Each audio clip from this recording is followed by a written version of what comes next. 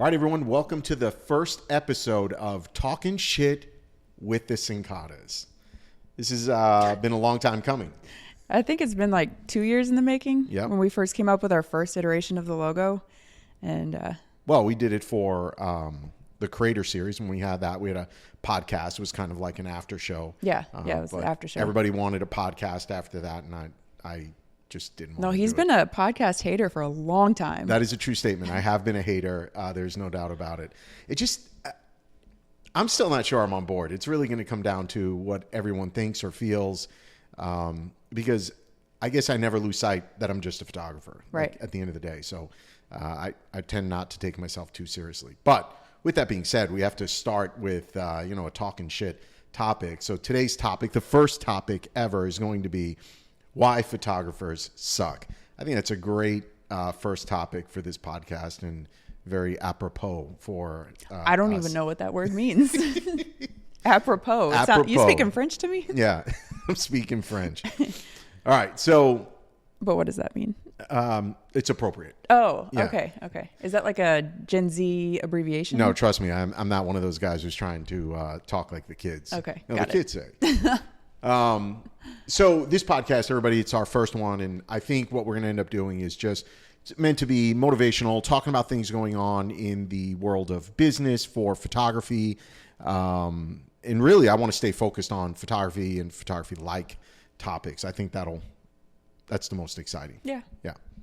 Well, we could start a podcast on cooking. I mean, we could do that. I am all for that, as long as I get to be the taste tester. Always. Yes, absolutely. All right, so let's get started, right? I love the topic. Why do photographers suck? It can mean so many different things. But for me, I think there's a couple of ways to get started, and it is just really thinking about, as a photographer today, as a business owner, I see my peers, right? We're in education, so we see a lot of photographers that we try to help them grow their businesses. But there's just still these things that they can't seem to move past. Do you see that? Yeah, I mean, I would say as a whole, most photographers can't get out of their own way. It's overcomplicating everything, thinking that this small business of running a photography studio is so much, and it doesn't have to be. No, they definitely overcomplicate everything, and we'll probably talk about this on future episodes for sure. But I think the biggest part is, if you want to start with like social media, I think it's a great place to start. Photographers tend to chase likes, chase popularity versus chasing trends versus chasing business. Well, I know there are some photographers who would argue that chasing those trends is what leads to business. If they believe if they go viral on social media, that's going to get them business. And I don't know that I mean, we don't follow the trends. We don't really post on social media much at all, except for just like, here's a cool picture. Yeah. But so we can't speak to that from experience. Maybe I'm not buying into it. No, I don't believe for a second that if I do some stupid fucking TikTok dance online, that suddenly my clients are going to be like, he's so cool, we're going to hire him for family portraits. We're going to, you'd be like, look at this fucking idiot. Please God, make it stop. Yeah. No, I don't believe for a minute that that's going to drive business to us. And I think part of that is also not understanding what we're really selling. Like when we started in education, we never cared about being popular. That wasn't, social media didn't even exist. And I hate that I'm dating myself on how long I've been doing this, but we are now in our 18th year of business. So 18 years ago, if there was a YouTube, it was just starting. Instagram definitely wasn't there. No, Instagram was Facebook big. Wasn't there yet. So, now everybody's just chasing, and it's always that voice I hear. It's like, what if I told you in 3 easy steps how to pose your best for wedding? Instant skip to the next video. Yeah, if something I can't starts take it. That way. I can't take it. No. But I just don't think that's what leads to business. I think if you're doing what you're doing, and this is any educator that's out there, if you're an educator, not only a normal photographer, but if you've gotten into education, what's the ultimate goal? What are you looking to do? Are you looking to truly educate your tribe, right? Which we've made a career out of that. I have nothing against that. But how are you going to go about it? I don't want to ruin my reputation by just chasing by making posts that intentionally will get traction. I mean, there's a way to get traction on your post. You post something controversial today, that is going to get traction, right? So if you just want traction and engagement and likes, that'll do it. But at the same time, you're going to piss off half your customers. Yep. Yeah. I want to go back. You were talking about, like, you started this 18 years ago. Obviously, I wasn't in the picture 18 years ago, but when I first came on, I think Instagram had just kind of started, and you had for one of your first high school senior workshops, and it was the first one I was on, at least. And I remember I took a picture of you shooting with the attendees, because you would do one day of hands-on and then a seminar that night. Yeah. And I took this, I didn't know what behind the scenes was at the time, but I took this picture, and it was you with all the attendees and the model lined up. And I remember we looked at it that night, and we were like, how cool would it be if we, like, start to show people what it's like in pictures on Instagram? What if we used Instagram to show people what the experience at a Sal Sancata workshop would be like? So, I mean, I've been at the company 15 years now, so it's come a long way. And now you've got an entire photo industry, not like on the professional side, but like weddings and these events where photographers or content creators are being hired to come in and show just behind the scenes of the day. So you'll hire a professional photographer for your images, for your album, stuff like that. But then you're also hiring somebody to come in and just show what your day looked like on the wedding behind day. the scenes. Yeah. Yeah. It's wild to me. I know. It is wild because they're not, I know I'm going to say this and it's going to sound horrible, but they're not real photographers. And I don't mean it in the way that initially everybody's going to take it. They are content creators. Which is, I think, just a different discipline. I'm not saying they're not good at what they do or there's no value in what they do. It's just different, right? And photography as a genre has just changed so much from the days of film to digital to, I mean, and now it's still digital, but that, you know, there's people out there creating incredible content just with iPhones. Yeah, absolutely. That's some of my favorite images I've ever taken are from an iPhone. Yeah. You know, you always say you use the camera you have, but now there's people who, explicitly create content that way. And, you know, no shade thrown to them. It's just, you have to, which leads me to what I'm saying. We have to understand what we're selling. Mm-hmm. You know, I don't believe I'm selling a picture or an image to our clients, because if we were, everyone's a photographer nowadays, right? So if I'm just selling a picture, a snapshot, a moment in time, I'd make the argument anybody can do that, right? Whether it's a good image, a great image, or somewhere in between, that's subject for debate. Right. Ultimately, anybody can do that. So what are we selling, right? Yeah, the what are you selling, but also you have to keep in mind who you're selling to, because today's bride is completely different than 15 years ago. And I think what you specialized in 15 years ago, 10 years ago, even this like big dramatic signature edit style signature shot, you know, you said before where content creators are not the same as a photographer. Right. I would say that today's photographer that's going after the Gen Z bride is more of a content creation style for their photography, and less about these huge, iconic, dramatic shots that you've built a career on. Yeah.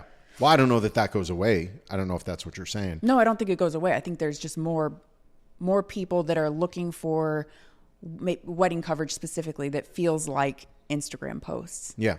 And less about heirloom stuff that you're going to have forever. Yeah. Flip that into high school seniors, right? I mean, they want that behind the scenes. You know, there's any shoot that we're on, I've got a mom, for seniors specifically, I've got a mom behind me filming.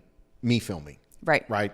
Because that, to them, the experience is more meaningful, you know, in a sense, than the final image. Yeah. Now, if you don't have that final image and you're not doing your job as a photographer, there's nothing for her to film behind the scenes. So what we do matters, but she wants that behind the scene moment to document it and memorialize it, if you will. And just think about our own lives, right? Like our wedding day. There's so many great pictures that were taken, but our best memories are of the moments that were captured behind the scenes, the things that were going on, right? Yeah. So, for example, something you constantly talk about is how the photographer and video team spent more time documenting me getting ready than you getting ready. Now, you know, kudos to Ray Roman and Michael Anthony for, really No, we need to talk about giving this. the groom some love. We need to talk about this. We had 2 hours dedicated to getting ready photos, and I'm pretty sure about 1 hour and 43 minutes were on Sal Sincata. And I think it was like the last 10 or 15 minutes I had to get in my dress. I had to do a reveal with my dad, and then the car was there. I mean, that seems like more than enough time. It seems very reasonable. It was Sal's day. Yeah, it was an experience for me. I had a great time. Or I was just, you were just a beautiful bride, and it was so easy for them to get beautiful images of you versus me. Obviously, I that's needed a what it little was. more hand-holding. Yeah. Okay. That's really what it comes down to. Clearly. Why are we talking about that? I don't know. I have no idea. Experience or something? Yeah, I don't know. It's all about the experience. So the behind the scenes, yes. Yes, okay. That story, that memory is not captured in any picture per se, but it's captured in the first 4,000 images of the day are just you. Oh my gosh. And that just makes me laugh because my mom, so you guys have, first dances, right? We all have first dances, not you guys, but you've all covered first dances. And, you look to the couple and it's one of the most joyous moments. But then the next place you're looking for imagery are the parents of the couple getting married, right? Because they're looking at their loved ones and they're so happy out on the dance floor. It's such a beautiful moment. Every single picture of my mother is the same. This is it. I'm going to demonstrate it for you. More death stare. No, you look too happy. Hang on. He's failing. It's this. Yeah, that's it right there. We should throw that picture definitely up here. Yeah, up. it needs to be shown because people are going to think we're exaggerating. No. Anyway, so the reveal of that moment was sent via text message. We have a family chat. And we took those images and we just zoomed in on Mama C's face and just started peppering the channel. Yeah. Like She was like, "You're stealing my baby boy. He's my baby boy. He'll always be my baby boy."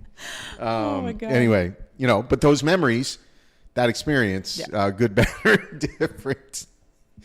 To this day, my mother's like, "No, I was very happy." She's like, "Why didn't someone tell me?" Oh my gosh! No, one's gonna walk up to you. When she found out what ma'am, resting bitch face you is, look like a bitch right now. And I love it now because she's like, "I have what some people might call resting bitch face." Yes, and that's how she says it too. Okay. Yes, what some people might call. Thank you, Mama C. All right. Well, so yes, I think photographers forget what they're actually selling. And how important that is. And, obviously there's experiences that happen among guests and things like that. But you, as the photographer, as the artist, I think you are the part of that experience as well. Like you're the one responsible for making people laugh. Oh my gosh. And leaving them with a good taste in their mouth about how you're interacting with them, their family and friends. And I've just seen so many photographers firsthand witness they're just shitty experiences that they give clients. I don't know what other word to use there. Yeah, I think this is going to all lead into the fact that photographers suck for the most part because of a lack of personality. And I think so many photographers are introverted, terrified of talking face to face with people, and they hide in their little shell. They're creatives. But you can't, there is a time where you can be that person on a wedding day. Because you would typically have 2 people with you. So if you're that person, make sure your second shooter or your primary shooter is the big personality, can carry the flow of the event. Right. Because that's our dynamic. I definitely could never run a senior shoot by myself. I don't have that personality type. I don't think I'm that big of a weirdo, but I'm not somebody that can have the high energy you do. Yeah, I think it's not only about being a weirdo, right? I think it's also about having that high energy output. You know, the average person who gets in front of your camera, again, average person, is awkward in front of the camera, right? And they're terrified of having their They're picture not taken. models. Take models off the table. Just the average person. If I put you in front of a camera, me in front of a camera, I'm going to be awkward because you don't like it. I don't. Well, yeah, but I don't even know what I'm supposed to be doing. Yeah. Like I don't know what I look like on your camera. I don't know how you have it set up, right? Now take my mom, your mom, take a high school senior who's maybe a little bit awkward themselves, and the photographer is just in their own head. They're chimping the back of their camera. Like that to me drives me nuts when photographers will take a picture and they just stare at the back of their camera, take another picture, stare at the back of their camera. I know what you're doing. You're trying to get dialed in. You're trying to assess the situation. Because but it's internally, not. you're panicking a little bit. But to the client, you're not giving them a very good experience. You're just somebody hiding behind a camera. Yep. The way we have tried to build our business has been to make the camera almost an accessory to having a good time with somebody. Yeah. Right? Like, hey, I'm going to have you stand over there. Do me a favor, cross your legs. My camera's not even up, right? When I'm doing that, my camera's down. Hey, do me a favor, stand over there, cross your legs this way. Let me see you looking off this way. No, looking at me here. Yep, I like that. Let me see you looking away again. I do like that. Let me see you looking over here. No, I don't like that way. So we're going to do it with just me here and looking away. Like, those are the conversations I'm having with clients before the camera even comes up. You're fully communicating with them. And then the key thing I think that you do the best as a photographer is you do all that and then you say test shot. Yeah. And then that gives you that kind of allowance, I guess, to chimp a little bit. Yeah. And then be like, there's absolutely nothing wrong as a photographer about having to tell your client, hang on 1 second, the lighting's not right. Just chill out for 1 second. Yeah, I think that communication is crucial. Because if you don't say that and you just panic, yeah. and then you're in your camera and not talking to them, I promise you, because I've had it happen firsthand, your client is going to think that they look ugly, they look stupid, yeah. and that they are the problem on camera. Yeah, for those of you who don't know what she's talking about, it's I will get them set up and then I'm going to go, hey, test shot. I actually announce it vocally. Click, and then I'm looking at the back of my camera. And I might talk out loud. I might have my assistant move a light or something like that. But now the client is part of that experience, even on the test side of things. So they understand what's happening versus thinking like, well, what's going on? Is that it? Well, should I move? Can I move? Like, so I'm just like, hey, do your thing. I think that awkwardness with photographers, I think it's a problem. I think you have to understand that today's client, they're very camera aware, whether it's from social media or whatever. And if you're not, I'm not saying you have to have my personality type, because we have completely different personality types, and you're an incredible photographer and you get the same results from clients. So you don't have to be this like big personality, but you do have to communicate. And then there's just things you have to do that are just like common fucking sense. Like the way you dress, the way you carry yourself, showering, brushing your teeth. Like, I hate saying this because people are going to be like, oh, he hates photographers. Dude, we went through this when I was in corporate America. I worked at Microsoft, and there was people in Redmond, Seattle, that were programmers. Mm-hmm. And these were they were nerds, man. And these were brilliant people, but you did not want to let them out in public, right? Because they're not cutting their fingernails. They're not showering every day. They got greasy hair. I know this sounds like I'm making things up, but I promise you I am not. And when I was at Microsoft, before they would allow these people into the field, right? So meaning when I worked at corporate, some of my accounts were like FedEx, Pepsi was an account, International Paper. I would go meet with those C-level people, CEOs, CFOs, things like that. Before somebody could come to corporate to meet with them, because let's just say they were a big account and they wanted to talk directly to the programming team, they were given a document on how to like go out into the real world, brush your hair, to be a human, shower, right? Use deodorant. I swear to you, this existed. And I think photographers fall into a little bit of that category. They're nerdy that way. Mm-hmm. And there's just no social or personal skills. No. And I can speak to it in our own business. So, probably. What are you talking about? I shower. Everybody's going to think I don't shower now.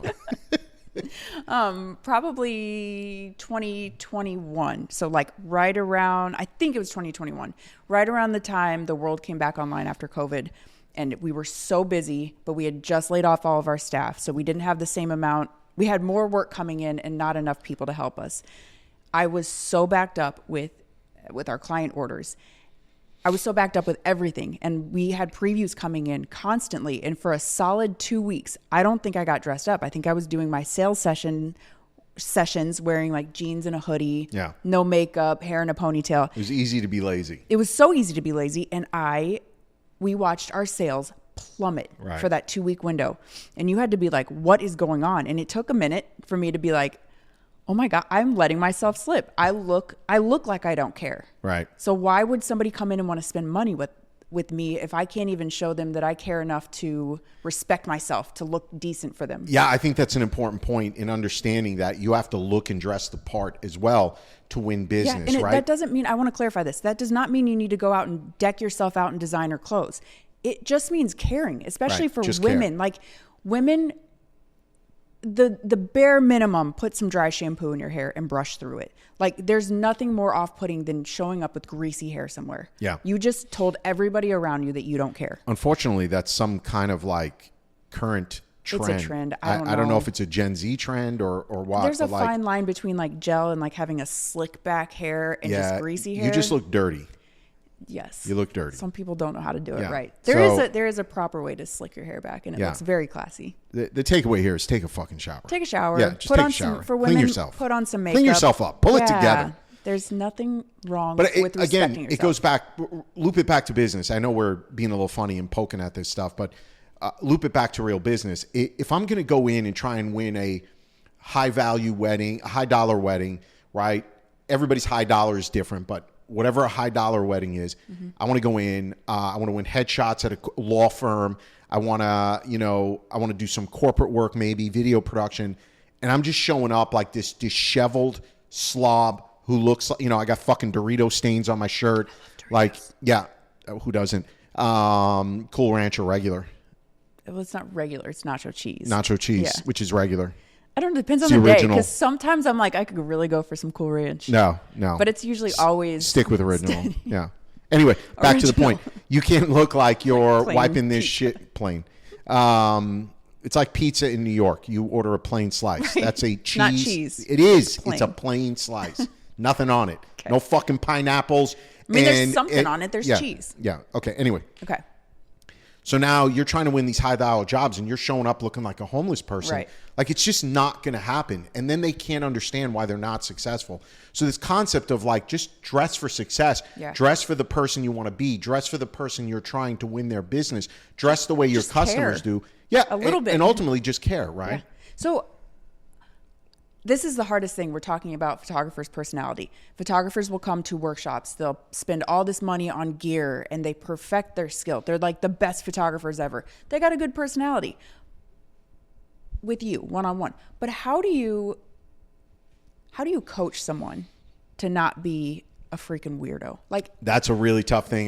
You can't. and how do coach you them. even tell somebody? Many Like, of them just might not even think they're That's a what I'm weirdo. saying. So Yeah. like when somebody comes to you and they're like, Sal, I'm doing everything you told me to do. My work is amazing, but I just can't get anyone to book me. How do you have that honest conversation with somebody to say, it's you're the problem? Yeah. Well, and there is a lot of that, right? Where photographers, I think back to early on in my career and we'd go to bridal shows, and this is early on in my career.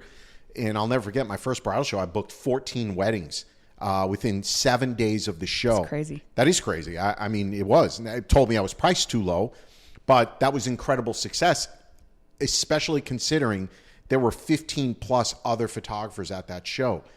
And that's when I started realizing very early in my career that I wasn't just selling pictures. My picture, what makes photography good or bad? It's subjective. Exactly. Right? 'Cause what I It think, doesn't what I matter. like, you don't always Right. like. There's no gold standard. No. This isn't like a plumbing electrician certification program. There's so many different styles it's that art, people gravitate. right? So Yep. either people like it or they don't. I think when you step back and you start realizing this, that people want to do business with people they like. That is a very powerful thing to understand, because now if somebody contacts me through our website or something like that, okay, I know that I'm in their top 3 to 5 of pictures they like, right? Because they don't know anything about Susie, they don't know anything about Bob, and they really don't know anything about me, unless they've been referred, right? But just all things being equal, they have no idea. So now we're on equal footing. I know they like my work. I don't have to impress them with my work. What I now need to convince them of is that we are going to have a good time together doing something, because people want to do business with people they like. Who wants to do business with somebody you don't like? Somebody you can't stand their presence. Right. Like, you want that on your wedding day? You feel like they're disingenuous. You feel like they don't care about you. You feel like you're just a transaction for them. They Right. feel like you're difficult to work with, on and on and on. Would you want to do business with that person No, just because they're $100 cheaper? No way. Nope. You'll spend more money. We do it. We did it with the guy who came out here for the tree. Yeah, exactly. Tell that story. We had it's got nothing to do with photography. The guy came out to give us a quote on tearing down a tree that was at risk of falling down on the house. Tell that story. So we reached out to one company. They came out and quoted us. And, due diligence, you get other quotes. So I got another quote, and this guy calls me up, and he's like, full transparency, I hear you already reached out for a quote from this company. Just letting you know, we use his gear anyway, so whatever he charged you, we're going to be the same. And it just very rubbed you the wrong way. Yeah, it was just very rude. And then I had the third guy come out after that because I'm like, well, I'm not going with either of those companies now. Right. So then the third guy comes out, and he was so easy to talk to. He talked to me like I wasn't some stupid little girl that knows nothing about trees. And because that's underestimating you. How much you know about trees? No, I am a stupid little girl who knows nothing about trees. But don't talk to me like that. Yeah, don't talk to me like I don't know shit about trees, because I don't know shit about trees. No, I'm saying there's a way to. But he was more expensive, is where I'm going, and we booked him because of that. We booked him because he was transparent. He was honest about what to expect, where extra charges could come in. If we want to go this route, these are your options. And that's my point, man. He was just easy to be around, easy to talk to. And I think photographers inherently believe that them getting booked or not booked is directly tied to price. Or their work. Yeah, which I believe nothing could be further from the truth. Especially when it comes to price. Price is not the leading indicator for you booking business. If that were the case, we'd have gone out of business a long time ago. In the St. Louis market, we are one of the highest priced wedding photographers there is. We always have been. Well, not always have been. In the very beginning, we weren't. But I figured this out, and our prices were raised to reflect that. We're not in New York or Chicago. Right. We're in this small Midwest town, and we have made a very good living at this. Because I'm not selling pictures. We understand we're selling us. The experience. And that goes back to what we were talking about before with behind the scenes. You should show behind the scenes of everything you do, especially if you're a high-priced item, because now you're letting people see what it's like to work with you, and they're investing in that. Yeah. They're like, I want that experience. And nowadays, it's so easy to do. So easy. Like back in the day when I started out, there were no, we might have been using Razor flip phones back then. I don't even know, right? Yeah, those are back in. Yeah, those were horrible cameras. Anyway, them. no, okay. So now, you've got your phone. It's got 4K video on it. You could make a video of the experience easily with just music, some clips, and just an intro. And the intro doesn't even have to be perfectly filmed, right? Again, you rewind 5, 6, 7 years ago. If you didn't have it perfectly lit, perfectly now, I remember when people started filming vertical video, there was this hashtag say no to vertical video. Do you remember that? Yeah, I remember it because you were using it heavily. Very anti. You were anti vertical video. But my point is now you can just pull your phone out and just be like, what's up, everyone? Sal Sincata, we're here today on a senior shoot. Check it out. And I'm done. And now it's just upbeat music and clips from me working with, my teen. Right. And then final pictures. And now I get to your website, I see what it's like to work with you. Mm-hmm. That's a big selling point. It is. That's the experience. People have this little voyeuristic peek into what it's like without having to, it's especially for weddings. If you're going to invest $10,000 to work with somebody, you have no idea what it's like to work with them. Right. This gives them a little peek while most people at that price point are providing a tailored custom experience. They're judging you, who you are. And how you're going to interact with their people. Are you going to jive with their people on the wedding day? Right. Or are you going to be just awkward? And however, side thought. There are clients, I believe, who want photographers who hide in the shadows. Yeah, of course. So there is a market for that. It's just not our market. No, it's definitely not. Well, we did it. Made it through our first episode. Yeah? What do you think? I feel like it was 5 minutes. Yeah? Did we say enough? I think we said plenty. Okay. Yeah. So, all right, everybody. Well, hopefully you enjoyed our first episode here, and we're already producing more. So we go from episode to episode. We produce them in bulk. But there's definitely more to come. So hopefully you enjoyed this. Let us know in the comments if you're watching this on YouTube, and if you're listening online, we hope you love it. And we'll see you at the next. I don't even know. Can they subscribe like on Spotify or something like that? We don't know. We're not podcast I don't experienced. know. Add us to your list. Your favorites, playlist. Your playlist. Yeah. We'll see you in the next one.